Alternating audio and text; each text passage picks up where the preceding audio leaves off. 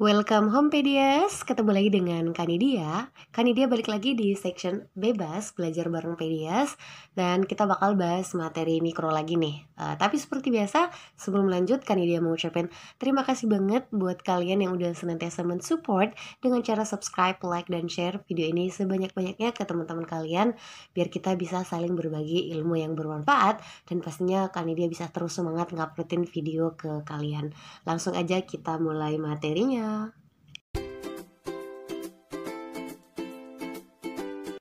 Oh iya Pedias, di bulan Oktober ini Kanidia insya Allah akan buka kelas online lagi nih buat kalian. Jadi yang minat buat persiapan misalnya pengen UTBK, KSN, KSM, atau pemantap materi buat mahasiswa, guru, atau siswa, boleh DM atau email ke Kanidia. Nanti infonya Kanidia simpan di bawah. Oke Pedias, balik lagi bareng Kanidia. Dan kalau kemarin Kanidia kayaknya udah lumayan banyak bicara tentang biaya. Nah kali ini kita bakal bicara tentang partnership biaya kalau urusan produsen. Siapa lagi kalau bukan ya penerimaan atau revenue. Cuma kalau orang akuntansi menyebutnya pendapatan ya. Ya dua-duanya sama, tapi kita harus menjadi orang yang menyesuaikan ya. Kalau di ekonomi kita sebutnya penerimaan, kalau main di akuntansi kita sebutnya pendapatan. Ya gitu ya, jadi santuy aja. By the way, penerimaan dalam ekonomi bahasa Inggrisnya adalah revenue. Kayak gitu ya. Nah kalau kita kemarin ngomong materi biaya, bisa dibilang materinya sangat kompleks ya. Selain komponennya banyak, kurvanya menyenangkan banget. Nah tapi kalau kita ngomong tentang si revenue, menyenangkannya adalah kita hanya perlu tahu 3 term aja, 3 istilah aja, dan itu insya Allah nggak bakal bikin bingung lah ya. Nah istilah basic kalau kita ngomong di penerimaan udah pasti adalah total penerimaan ya. Total penerimaan, dan dalam bahasa Inggris kita mengistilahkannya sebagai total revenue. Dan sekali lagi Kanidia sudah sangat sering ngomong, dalam ekonomi kita sangat sering membuat istilah atau singkatan yang mengambil huruf pertama dari bahasa Inggris. Dan total revenue adalah salah satu contohnya. That's why nanti kita akan lebih familiar menggunakan istilah TR. Oke? Jadi mulai dari sekarang kalau Kanidia gunakan istilah TR, itu refer ke total revenue. Oke, seperti itu ya. Nah, kalau kita ngomong apa sih pengertian dari total revenue? Ya, total revenue kalau secara sederhana kita bisa bilang ya semua penerimaan kita dari hasil penjualan ya. Ya, penjualan kita sebut ya. Penjualan baik itu barang ataupun jasa. Nah, total revenue sebenarnya adalah sesuatu hal yang sangat dekat dengan kita.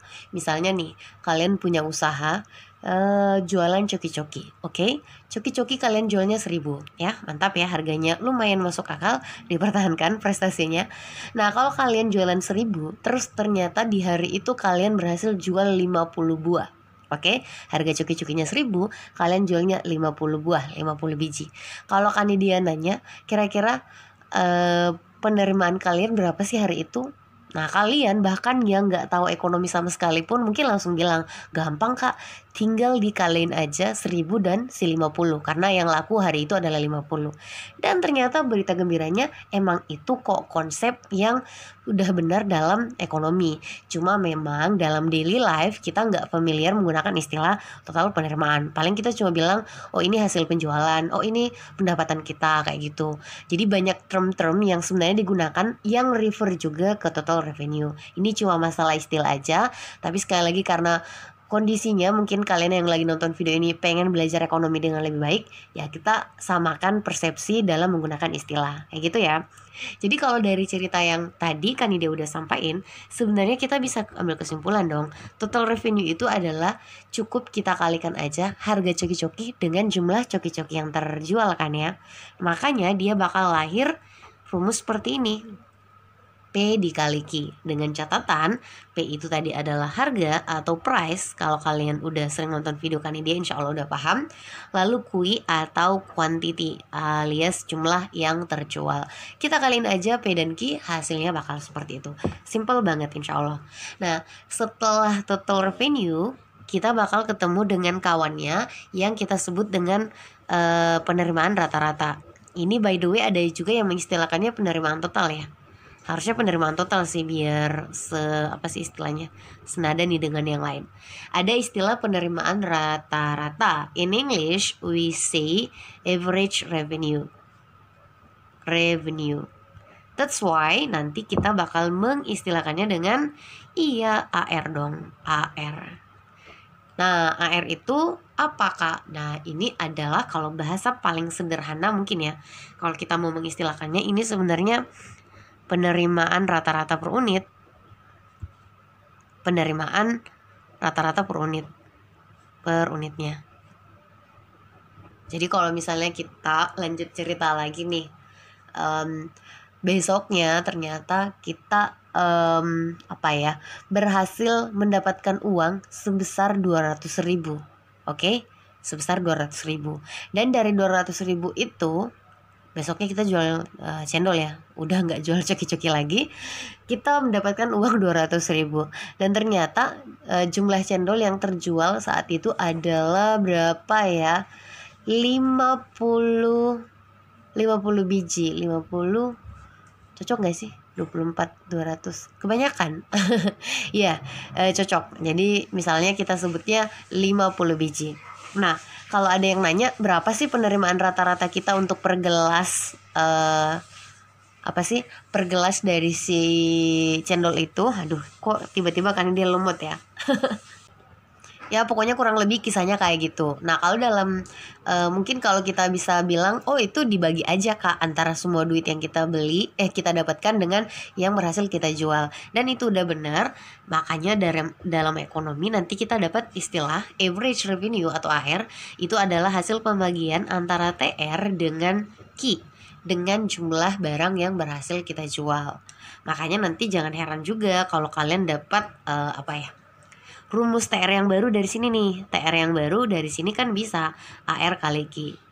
Jadi rumus TR nggak cuma P kali Q, bisa juga pakai AR kali Q. Kayak gitu ya. Nah, last one, term yang harus kita tahu kalau kita ngomong tentang penerimaan itu adalah penerimaan marginal. Penerimaan marginal. In English, we say-nya marginal revenue. Marginal revenue. Nanti kita bakal menyingkatnya dengan istilah, iya bener banget, MR. Nah biasanya kalau kita ngomong soal-soal masuk kampus nih, paling banyak soal masuk kampus atau soal lesson juga ada pernah muncul. Itu sering ditanyain tentang pengertian dari marginal something. Jadi kayak penerimaan marginal, biaya marginal. Nah kalau kita mendefinisikan marginal, percaya deh mereka itu kayak punya pola yang istilahnya common, berlaku untuk semua marginal, apapun marginal yang kita omongin. Nah tapi pastinya ada perbedaan lah antara marginal satu dengan yang lain. Kalau sama ngapain beda istilahnya. Oke. Nah kalau kita ditanyain apa sih pengertian penerimaan marginal, kita bisa sebut ini adalah berapa penambahan dari penerimaan karena ya adanya apa? Iya, penambahan satu barang unit yang terjual. Satu unit barang unit. Satu unit barang atau jasa pastinya ya yang terjual. Oke, secara pengertian kalian mungkin bisa jadi dapat di buku-buku lain atau di referensi lain itu rumusnya berbeda. Oke, nggak masalah banget. Cuma yang perlu Kanida sampaikan, intinya kalau kalian dapat definisi yang paling harus kalian tahu dan harus di-highlight adalah at least kita punya dua informasi atau dua kata yang harus ada dalam definisi marginal. Yang pertama penambahan. Oh ya, by the way, kadang ada yang menggunakan istilah perubahan. Itu boleh, cuma memang lebih common menggunakan istilah penambahan.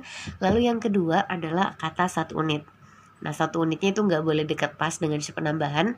Tapi intinya kalau misalnya biasanya di soal-soal yang jadi pengecoh, soal kampus, dia definisinya cuma membuat pengecoh di bagian satu unit. Kadang ada beberapa unit, sekian unit, dan itu salah. Harus ada kata satu unit. Jadi mesti banget ada, walaupun kata-kata yang lainnya itu nggak sama persis. Oke? Semoga kalian paham. Nah, kalau pengen nyari si siapa nih, marginal revenue, kita bisa pakai rumus kayak gini, delta TR per delta Q. Dan di matematika delta ya ini bisa kita jadikan seperti ini ya, TR2 kurang TR1 dibagi Q2 kurang Q1. Kayak gitu ya. Itu kondisi kalau misalnya kita punya dua kondisi TR dan Q yang diberikan di soal. Tapi kalau misalnya cuma ada fungsi Q, maka ini bisa jadi rumusnya DTR DQ alias turunan TR nanti terhadap Q. Gimana cara membuat video apa sih kak, gimana cara membuat turunan dan aplikasinya dalam ekonomi? Alhamdulillah Kanidia udah pernah buat videonya juga, nanti linknya Kanidia simpan di bawah, bisa kalian tonton setelah ini. Oke, kayak gitu. Nah, kalau misalnya kita disuruh untuk menggambar kurva mereka itu sebenarnya lumayan apa ya, lumayan simple. Jadi kalau misalnya total revenue itu selalu dimulai dari 0 seperti ini. Total revenue. Kenapa dimulai dari 0 kak? Ya kan kalau misalnya kita sebut nih Q-nya sama dengan 0, total revenue bisa ditentukan nggak? Ya bisa kan, berapapun harganya kalau dikasih kali 0 pasti nilainya 0. That's why kalau Q-nya 0, TR-nya 0, dan melahirkan kurva TR itu dimulai dari titik origin 0,0. Karena nggak semua di ekonomi itu harus dimulai dari sini ya. Ada yang mulai dari atas atau dari mana, kayak gitu. Nah, kalau untuk kurva MR sendiri, MR itu biasanya digambarkan seperti ini ya. MR itu biasanya digambarkan seperti ini. Nah, dalam ekonomi ada dua aliran. Ini perlu Kak Nidia jelasin. Ada yang MR-nya di sini, lalu misalnya di sini adalah AR, ya nggak fokus ya. Lalu nanti setengahnya tepat itu adalah MR. Ini adalah MR. Lalu ya, aduh, ada sedikit kekeliruan, ini anggaplah tidak akan dia gambar, jadi kan dia jelasin pakai ini aja ya. Jadi kita kenal di pasar itu sebenarnya ada dua jenis pasar kan secara umum, ada yang sempurna dan yang tidak sempurna. Nah kalau kita ngomong yang sempurna itu berlaku kondisi kalau lagi sempurna ya, kondisinya itu adalah nilai MR nilainya sama dengan AR. Nah tapi kalau si tidak sempurna, mulai dari monopoli, monopolistik, oligopoli, nilai MR-nya itu adalah setengah dari AR. Kayak gitu ya. Jadi ada yang nilainya sama dan ada yang sama. Kayak gitu. Oke, by the way ini satu lagi, mungkin Kak ada juga yang biasa dapat. Biasanya ada yang sebut, Kak, AR itu sebenarnya bisa jadi apa sih? Nah, AR itu kan TR bagi Q. TR itu tadi rumusnya apa ya? Iya, P kali Q kan ya? Oke, kalau kita bagi Q, gimana tuh hasilnya? Ya kalian bakal bilang, bisa tuh kak, Q dan Q-nya saling tewas. Bisa kan? Ya makanya tersisa P. Dari sini kemudian orang bisa mengatakan, punya kesimpulan, oh ternyata AR itu adalah sama dengan P ya. Yaitu bisa kalau penjelasannya seperti ini. Kayak gitu ya. Nah Kanidia rasa udah cukup untuk penjelasan tentang penerimaan ini. Nanti Kanidia bakal lanjut lagi untuk bahas komparasi antara revenue dan cost di video selanjutnya. Walaupun emang kemarin sudah ada dibahas sedikit tentang apa ya kemarin, laba max dan rugi min, cuma itu masih agak kurang komprehensif. Nanti Kanidia buatin satu video lagi. Kalau kalian senang dengan video yang Kanidia buat ini, mohon dibantu support dengan cara di subscribe, like, dan share video ini sebanyak-banyaknya ke semua grup belajar kalian biar Kanidia terus semangat ngupload video. Pokoknya sehat selalu PDS dan jangan lupa bersyukur. Alhamdulillah. Sampai jumpa di video Kanidia yang lain. Assalamualaikum.